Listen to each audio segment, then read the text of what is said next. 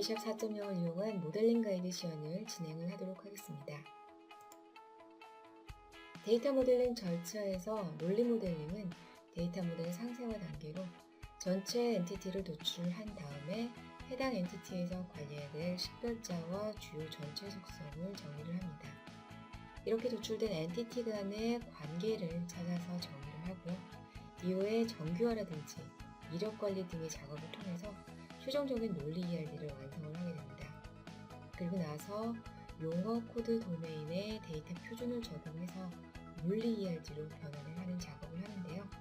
이 일련의 작업을 DA샵 4.0을 통해서 지금부터 확인해 보도록 하겠습니다. 자, 우리가 실습할 예제는 중견 SI 업체 요구사항 관리 시스템입니다. 지금 보이는 지문이 해당 요구사항 정의서인데요. 이 요구사항 정의서를 통해서 표준화 정의서 및 논리 데이터 모델을 만들어 보도록 할게요. 먼저 관리해야 될 정보, 즉 엔티티나 속성 정보를 도출을 해야 되는데요. 먼저 보시면은 수주된 프로젝트 정보를 관리를 해야 될 것 같고요.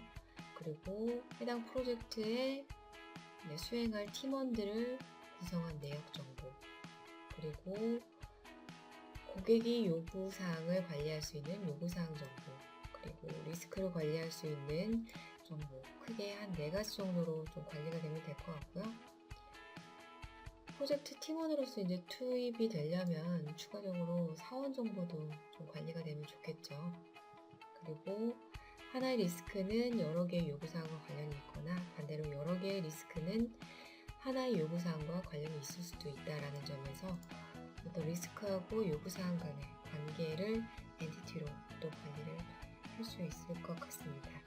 그래서 크게 6개 정도의 엔티티로 모델링을 진행을 하면 될 것 같고요. 각각의 엔티티에서 관리해야 될 속성 정보를 좀 확인을 해보면 프로젝트 정보에서는 프로젝트명, 그리고 발주처, 그리고 프로젝트 시작일과 종료일을 나타내는 기간, 그리고 수주 금액, 그리고 프로젝트 개요, 그리고 각각의 프로젝트를 식별할 수 있는 프로젝트 ID 정보를 관리를 하면 되겠고요. 프로젝트 팀원 구성 내역에서는 그 팀원이 PM인지 PL인지 일반 팀원인지를 구분할 수 있는 역할 구분 정보, 그리고 투입 기간 정도로 관리하면 되겠네요. 그리고 요구사항 정보는 해당 요구사항을 식별할 수 있는 요구 ID, 그리고 그 요구사항이 인프라 관련인지 애플리케이션 관련인지 DB 관련인지를 구분할 수 있는 요구사항 적용 부문을 구분할 수 있는 속성, 그리고 등록일, 평가 내용, 대안, 그리고 확정일 우선순위, 그리고 요구사항을 제기한 고객 부서와 이름 정보들을 관리를 하면 되겠네요. 그리고 리스크 관리 정보 집합에서는 해당 리스크를 식별할 수 있는 리스크 ID, 그리고 리스크명, 내용, 등록일, 대안, 그리고 리스크 등급 정보, 그리고 리스크가 해소가 되면 해소 내용, 그리고 해소일을 관리를 하면 된대요. 그리고 마지막으로 하나의 리스크는 다시 여러 개의 리스크로 세분될 수 있다는 점. 이렇게 해서 엔티티하고 주요 관리돼야 될 속성들을 도출을 해봤고요. 이러한 정보를 바탕으로 해서 표준화 기본 원칙을 정의를 하고, 그리고 용어를 도출을 하고, 그리고 코드 정보를 나열을 하고, 도메인 정보를 도출을 해서 나중에 이제 논리 모델링을 완료하게 되면은 표준을 적용을 하는데, 표준 적용할 때 사용할 수 있는 표준 사전 백데이터가 된다고 보시면 되겠습니다. 표준화 정의서는 이렇게 해서 마무리를 짓고요. 바로 DA샵 모델로 넘어가도록 하겠습니다. 네, DA샵을 실행시키겠습니다. 네, DA샵에서 옵션 정보를 먼저 볼 텐데요. 이 옵션 정보는 작업 전에 편집창이라든지 객체의 색상, 글꼴, 크기 등에 대해서 사용자가 원하는 대로 미리 값을 설정을 해놓을 수 있는 기능입니다. 편집 메뉴에 보시면은 데이터 모델 백업을 자동으로 할 수 있도록 지정하는 기능도 있고요. 그리고 엔티티 서브 타입 메뉴를 보시면은 그룹콜이라든지 색상을 선택을 하실 수가 있습니다. 그리고 관계선도 동일한데요. DA샵에서는 관계선 표기법을 리차드 바커법을 기본으로 사용을 하고 있습니다. 그래서 혹시라도 I 표기법이 더 편하신 분들은 I 표기법으로 변경을 하셔서 사용을 하시면 될 것 같고요. 여기서는 디폴트인 리차드 바커법을 선택을 하도록 하겠습니다. 그리고 표준 대사 옵션이 있고 물리 객체 생성할 때 사용하는 옵션 정보가 되어 있습니다. 네, 이렇게 해서 옵션을 간단하게 알아봤고요. 그러면은 새로운 작업 하나를 생성을 하도록 하겠습니다. 새로운 작업을 생성을 하게 되면은 데이터베이스 정보를 입력하라는 팝업창이 뜨는데요. 이 부분은 나중에 물리 모델로 변환을 할 때 참조되는 타겟 DBMS 정보로 아직 미정일 경우에는 임의로 선택을 하시고 확인을 누르시면 되겠습니다. 논리 모델을 작업할 수 있는 편집창이 생성되었습니다. 이 논리 모델의 주제 영역명을 줘볼 텐데요. 주제 영역명은 모델 관리창에서 작업을 해주시면 됩니다. 모델 관리창 메뉴는 보기에 창그룹에 이렇게 메뉴로서 관리가 되고 있고요. 디폴트로 선택이 되어 있기 때문에 별도의 선택은 필요가 없겠습니다. 주제 영역에서 우클릭하시면 영역명 변경이라는 메뉴가 보입니다. 클릭하시고 주제 영역명을 주시면 되겠습니다. 그리고 추가적인 영역을 생성을 하실 수도 있는데요. 제목 없음에 우클릭하시면 영역 추가 메뉴를 통해서 추가적인 영역도 생성을 하실 수가 있습니다. 여기서는 별도의 영역이 필요가 없기 때문에 삭제를 하고요. 이 방금 전에 변경한 요구사항 관리 기본에 영역 정보를 입력을 해보도록 하겠습니다. 영역 정보로는 프로젝트명, 모델명, 작성자, 버전, 설명 이렇게 입력을 해보도록 하겠습니다.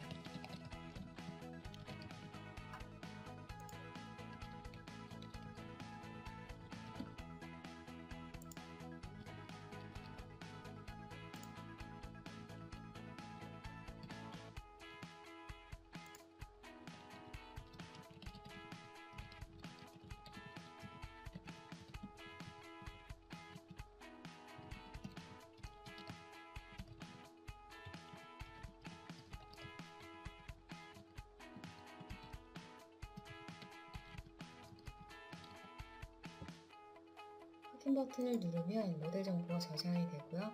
편집창에서 우클릭하시면 맨 하단에 모델 정보 나타내기를 클릭을 하시면 방금 입력한 내용이 표 형태로 이렇게 보여지게 됩니다.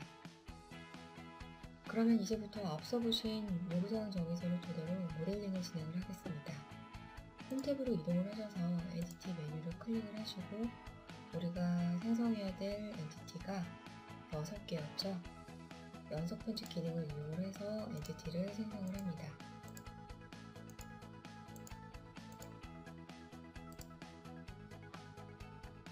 데이터 모델링에서 가장 중요한 것은 엔티티를 정의하는 것인데요. 엔티티를 정의하는 데 있어서 첫 번째 단계는 엔티티명을 정하는 것입니다. 엔티티명은 해당 집합에서 관리하고자 하는 데이터의 성격을 가장 잘 표현하는 이름을 정의하는 작업입니다. 우리가 관리해야 될 데이터 집합은 총 6개가 있었죠. 각각의 집합이 기본 데이터를 관리하는 집합인지, 내역 데이터를 관리하는 집합인지, 관계 데이터를 관리하는 집합인지에 따라서 엔티티 분류어를 붙여서 표준 엔티티명을 명명을 해보았고요. 간단히 살펴보면 수주한 프로젝트 정보를 관리하는 집합을 프로젝트 기본 엔티티라고 명명을 했고, 그리고 프로젝트 팀원 구성 정보를 관리하는 집합을 프로젝트 팀원 구성 내역, 그리고 요구사항 내역, 리스크 기본, 그리고 요구사항 리스크 정보를 관리하는 엔티티를 요구사항 리스크 관계, 사원 기본, 이렇게 6개의 엔티티명을 정의를 했습니다. 엔티티명을 입력해 보도록 하겠습니다. 네, 프로젝트 기본 엔티티이고요. 엔티티 정의 두 번째 단계는 엔티티 설명, 정의 작업입니다. 엔티티 정의는 데이터의 성격 그리고 데이터의 발생 규칙에 대해서 제3자 입장에서 이해가 되도록 일정한 형식에 맞춰서 간결 명료하게 작성을 하도록 합니다.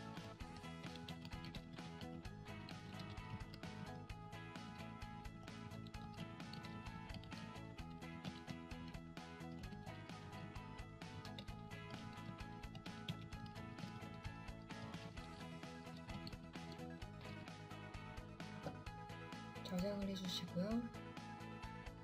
속성 탭으로 이동을 해서 엔티티 정의 세 번째 단계인 관리하고자 하는 속성에 대해서 작업을 해보도록 하겠습니다.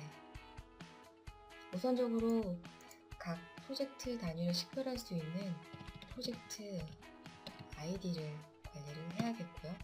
그리고 그 이외의 속성은 그 앞서 확인한 요구사항 정의서에서 도출된 속성 정보를 좀 메모장에 정리를 해서 카피 앤 페이스트로 일괄 등록을 하도록 하겠습니다.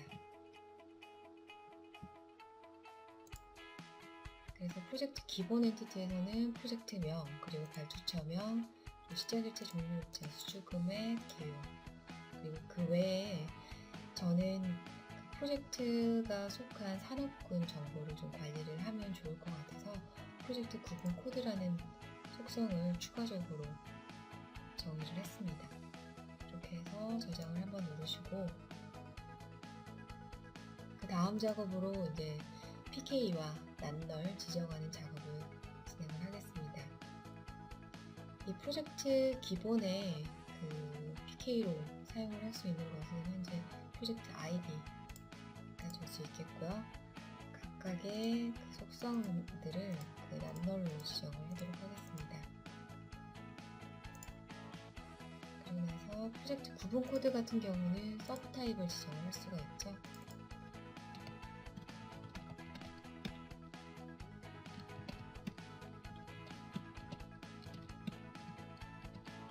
그리고 구분 값에는 코드 값을 넣어주시면 됩니다. 그래서 확인 눌러주시고요. 종료를 눌러주시면 프로젝트 기본 엔티티가 정의가 완료가 됐습니다. 그 다음으로 프로젝트 팀원 구성 내용 엔티티를 정의를 해보도록 하겠습니다.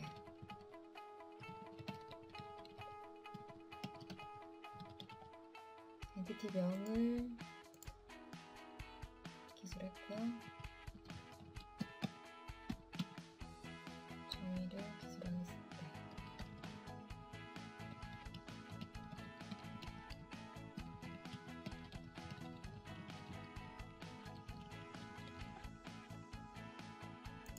저장을 눌러주시고 속성은 카피 앤 페이스트로 정의를 해준 다음에 팀원 구성원 내역의 PK와 낱널 지정을 해주겠습니다. 그리고 역할 구분 코드에 서브 타입이 존재를 하는데요. 서브 타입을 입력하겠습니다. PM, PL, 팀원. 눌러주시고 그다음에는 사원 기본 엔티티를 정의를 하겠습니다.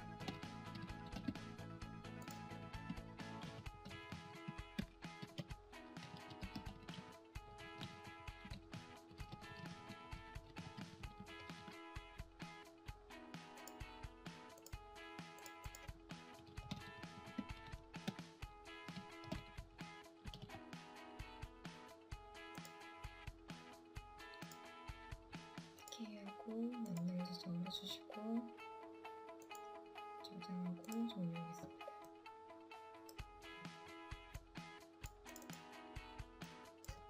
이번에는 요구사항 내역입니다.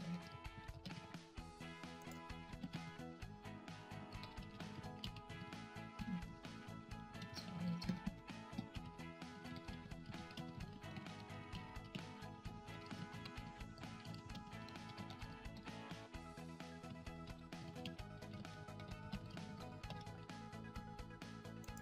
주시고 속성 정보는 역시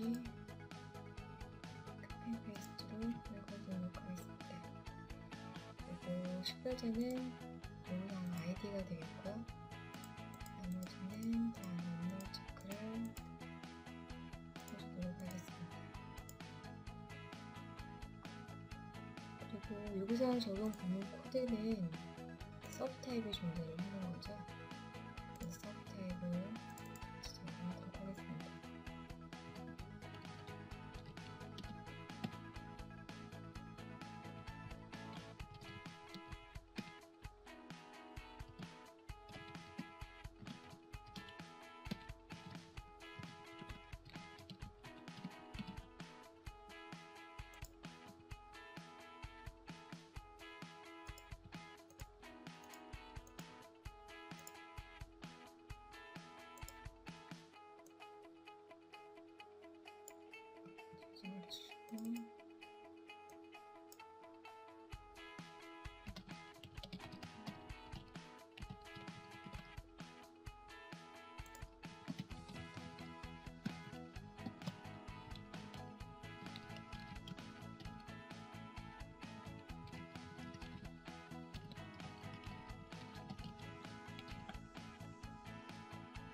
관계 엔티티는 엔티티 정의까지만 작업을 하고요. 속성은 나중에 관계선 정의를 통해서 따로 설명을 드리도록 하겠습니다. 그리고 마지막으로 리스크 기본 엔티티가 있죠.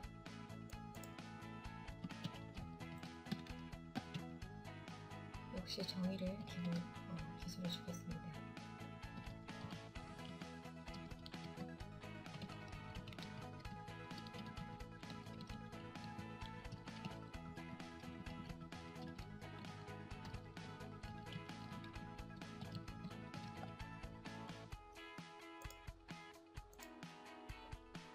속성은 역시 메모장에서 카피 앤 페이스트로 읽어두도록 하겠습니다. 이 리스크 기본 엔티티의 식별자는 리스크 아이디이고요. 나머지 속성들은 낱말 지정을 해주겠습니다. 그리고 요구사항 정의서에서 효과적인 리스크 관리를 위해서 등급을 부여를 한다고 했는데요. 여기서는 이 리스크 등급을 상중하의 코드로 관리를 하려고 합니다. 그래서 리스크 등급 코드 속성의 서브 타입을 정해 주겠습니다.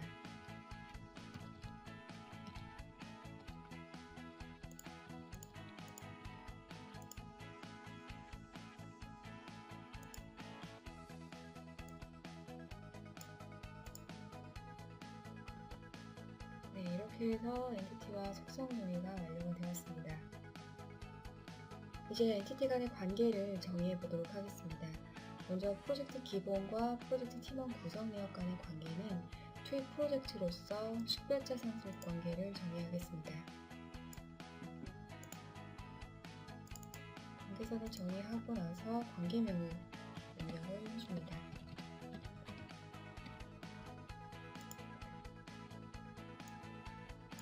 그리고 사원 기본과 프로젝트 팀원 구성 내역 간의 관계는 프로젝트의 팀원으로서의 관계가 있습니다.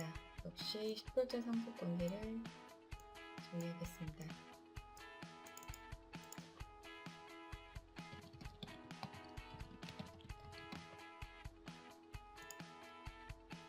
그 다음으로 식별자 정보 탭으로 이동을 해서 지금 부모 엔티티인 사원 기본의 식별자명은 사원 번호인데 지금 자식 엔티티인 프로젝트 팀원 구성 내역에서는 이거를 좀 변형을 해서 이 자식 엔티티의 역할에 맞는 이름을 지정을 해주려고 합니다. 그것을 롤네임을 지정을 한다라고 하는데요. 사원 번호를 프로젝트 팀원 사원 번호로 속성명을 주도록 하겠습니다. 그래서 보시면은 프로젝트 팀원 구성 내역에서 지금 키가 양쪽 부모 엔티티에서 상속받은 키들로 구성이 되어 있는 것을 확인을 하실 수가 있고요. 지금 식별자 상속이기 때문에 FK로 표시가 된 것을 확인을 하실 수가 있습니다. 이렇게 계속해서 다음 관계를 정리하도록 하겠습니다.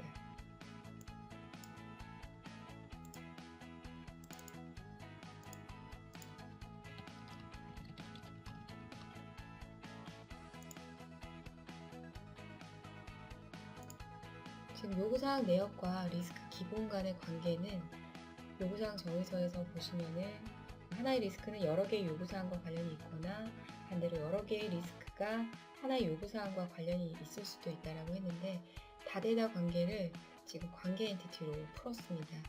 그래서 이 관계 엔티티의 관계선 정의는 양쪽에서 다 식별자 상속으로 관계를 정의를 해주시면 되고요. 관계명을 입력을 하도록 하겠습니다.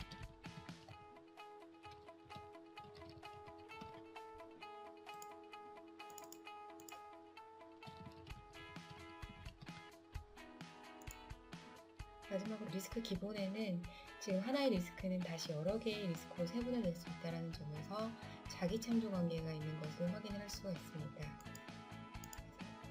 자기 참조 관계를 정의를 하겠습니다. 개치명으로 지금 상위 리스크가 있는 것이죠. 상위 리스크 아이디로 관계명을 입력을 하고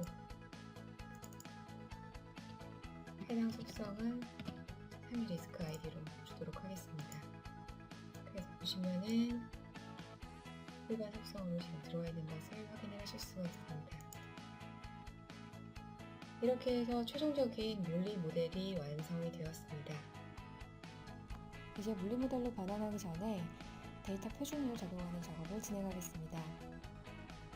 데이터에 SQLite를 연결을 합니다. 우리가 적용할 DB는 앞서 작업한 표준화 정의서를 토대로 구축한 표준 사전이 들어있는 앵커와 모델링 실습용 DB를 선택을 하겠습니다. 이 DB는 디에이션 모델러에서 디폴트로 제공이 되는 DB가 아니기 때문에 여러분들이 따라서 작업을 하실 때에는 웹사이트에서 다운로드 받으셔서 적용을 하신 다음에 작업을 해주시면 되겠습니다.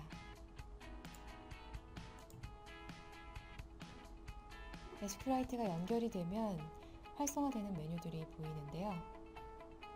데이터 표준 작업을 진행하기 전에 디에이션 모델러에서 제공하는 표준 적용 방법에 대해서 설명을 드리도록 하겠습니다. 두 가지 방법이 있는데요. 먼저 표준 사전이 완전히 구축된 상태에서 동기화 작업만 하면 될 경우에는 이 속성 표준 동기화 메뉴를 이용을 해서 동기화 버튼을 누른 다음에 적용을 바로 해주시면 되고요. 그렇지 않고 표준 사전이 구축되어 있지 않은 상태에서 즉 모델링을 진행을 하면서 같이 표준 사전을 완성해 나가는 경우일 경우에는 용어 자동 분석 메뉴를 이용을 하셔서 모델에서 사용한 용어가 지금 현재 표준 사전에 등록이 되어 있는 용어인지 아닌지를 판단을 해서 등록되어 있지 않은 용어일 경우에는 등록을 시켜서 모델에 반영하는 방법이 있습니다. 여기서는 첫 번째 방법인 표준 사전이 완전히 다 구축이 되어 있는 상태에서 적용을 하는 것이기 때문에 속성 표준 동기화 메뉴를 통해서 작업을 할 예정이고요. 우선 작업을 하기 전에 분류 체계 선택을 하도록 하겠습니다. 분류 체계를 선택하는 이유는 하나의 DB 안에는 여러 개의 분류 체계를 관리를 할 수가 있는데요. 우리가 사용할 분류 체계를 선택하기 위해서 작업이 필요합니다. 모델링 실습 분류 체계를 선택을 하고요. 그 다음으로는 표준 대상을 편집하겠습니다. 표준 대상은 엔티티와 속성 레벨에서 지정을 하실 수가 있는데요. 여기서는 전체를 대상으로 설정을 하겠습니다.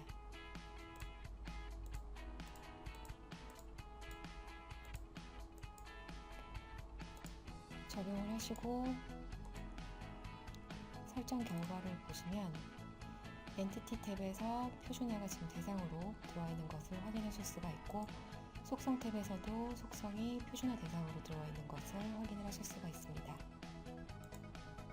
그러면 속성 표준 동기화를 진행을 하도록 하겠습니다. 대상을 선택을 하시고 동기화 버튼을 누르시면 속성이 표준일 경우에는 이 속성에 맞는 표준 용어 한글명, 용어 컬러명, 데이터 타입, 도메인이 이렇게 매핑이 되고요. 이것을 모델에 적용을 하면 이런 식으로 적용이 된 것을 확인을 하실 수가 있습니다. 그리고 엔티티를 하나 클릭해서 보시면 지금 속성 탭에서 컬럼명과 도메인이 들어와 있는 것을 확인을 하실 수가 있습니다. 이렇게 해서 속성 표준 동기화 작업이 완료가 되었고요. 이번에는 엔티티명 표준을 적용을 하는 작업을 진행하겠습니다. 엔티티명 같은 경우에는 생각보다 자주 바뀔 수가 있어서 표준화 적용 대상이 아닐 수가 있습니다. 그래서 이 경우에는 별도의 테이블 명명 규칙을 통해서 자동이 아닌 수동으로 테이블 명을 지정을 하게 되는데요. 여기서도 미리 테이블 명명 규칙을 통해서 엑셀에 작업을 해둔 결과를 적용을 하도록 하겠습니다. 편집창에서 일괄 편집 메뉴를 클릭하셔서 카피 앤 페이스트로 일괄 등록하겠습니다. 확인하시면 지금 테이블 명이 들어와 있는 것을 확인을 하실 수가 있습니다. 이렇게 해서 속성과 엔티티 명에 대해서 표준을 적용을 완료를 했습니다. 이제 마지막으로 표준화된 논리 모델을 물리 모델로 변환하는 작업을 하도록 하겠습니다. 우클릭하시면 물리 모델 메뉴가 보이고요. 클릭을 하면 변환된 물리 모델을 확인을 하실 수가 있습니다. 지금 전체적으로 다 보이지 않는 부분이 있는데요. 이 부분은 크기 최적화 기능을 이용해서 보기 좋게 정리를 해주시면 되겠습니다.